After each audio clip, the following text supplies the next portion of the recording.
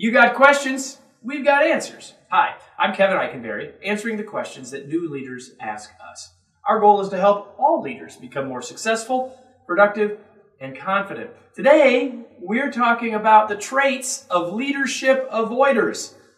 You don't want to be one of those, do you? Well, let's talk about it. You ready? Let's go.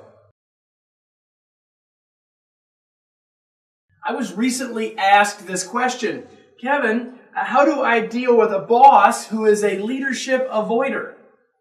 Well, we don't know if the boss will be watching this video, so we're going to make it a more personal thing. And I'm going to hopefully give good value here, although I may not be answering the question directly. I'm going to talk about what does it mean to be a leadership avoider and then how we can get past it. All right? So shifting the question a little, here we go. What is a leadership avoider? I've got 5 things for you. First thing the leadership avoider is they want to get along. You know this person. They just want to get along with everybody. They want to be liked. They want to make friends. They're hoping to get to lots of barbecues now that they're the boss. And they just want to get along. They don't want to avoid any of this real leadership stuff. They just want to be liked. Leadership avoiders also don't want to rock the boat. You know, we wouldn't want to change too much. We really wouldn't want, you know, it's all going pretty well, right? Let's not take too much effort here. Let's just don't rock the boat, everybody. Leadership avoider. What else do leadership avoiders do? Well, they ignore problems. Yeah, they ignore problems. That problem over there, we'll just sort of not worry about that. We won't think too much about that. Hopefully it will go away on its own. You've seen this person. You might say that they're in denial. They know there's a problem. They really don't want to know, but if they know, they kind of look the other way. They kind of hope it'll figure it out. Or they encourage other people to go figure it out as long as that doesn't rock the boat. Next, they downplay conflict. Conflict. Don't want to deal with that. Besides, remember, I want to get along, so it'll all sort of work out. We know that doesn't happen. That once the ball gets started rolling down, the snowball gets started rolling down the hill, it's not going to stop. And so we shouldn't be downplaying conflict. We should be clear about our role in it. We'll get to that in a minute, though. One more thing that leadership avoiders are is indecisive.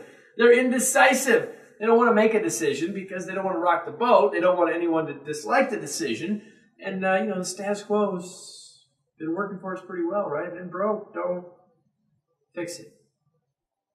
Well, those 5 things those are all of leadership avoiding behaviors, are they not? So let's translate those 5 things into something that we should be doing if we want to be someone who's willing to take leadership.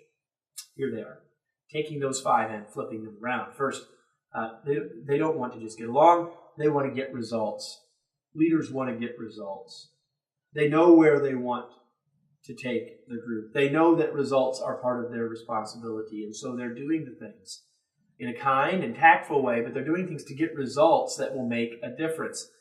Leaders want to steer the boat. Rocking the boat's not all bad, just kind of exciting, right? What they really want to do is steer the boat because they have a destination in mind, and they're saying, hey, here's where we need to go. They may not take the rudder themselves, but they know where the destination is, and they've shown that picture to others so that the boat will get steered in the right direction. Leaders address problems. They don't ignore them, they address them. We've got a problem. It's an opportunity for us to get better. Let's figure out how we can address this. Let's see how we can solve it. They may not solve it themselves. They bring the team together to do it, but they don't ignore the problems. They take action related to them. Next, they acknowledge conflict. If the conflict is between 2 members of their team, they may not step in the middle of it right now to solve it, but they encourage those people to solve it. They get in front of it. They're noticing it so that when the time is right and people haven't taken care of it, they will step in. They acknowledge conflict and take action when needed. And lastly, they are decision makers. They make decisions. They may make decisions collaboratively with the group. They may just make sure that decisions are made, but leaders are decisive. So listen, if you don't want to be a leadership avoider, I've just given you the 5 things you need to do. But the reality is, chances are not all 5 of those things I shared with you relate to you, but one of them might have. One of them might have been speaking to you. One of them, you may say, hey, I'm that way some of the times. If that's the case, it gives you something to work on, right? Nothing wrong with that. It just gives you something to work on. And so I've given you 5 things to avoid, 5 things to do. Hopefully that's helpful. Hopefully, maybe it doesn't answer the question I was asked exactly about what to do for a boss. Short answer to that is do these things yourself. Show the boss through example what it looks like, and maybe that'll help. Let's close with today's tweet. Don't be a leadership avoider. Start by taking action. Well, I hope my answer to this question was useful to you, and I hope that you will find other resources here on this page, on this site, to help you become a more effective leader. That's why this site is here. Whether you're looking for free resources or whether you're looking to take that a step further, either way, that's why we're here. We're here to help you on your path to becoming a more effective leader. We're here to help you on your transition from bud to boss.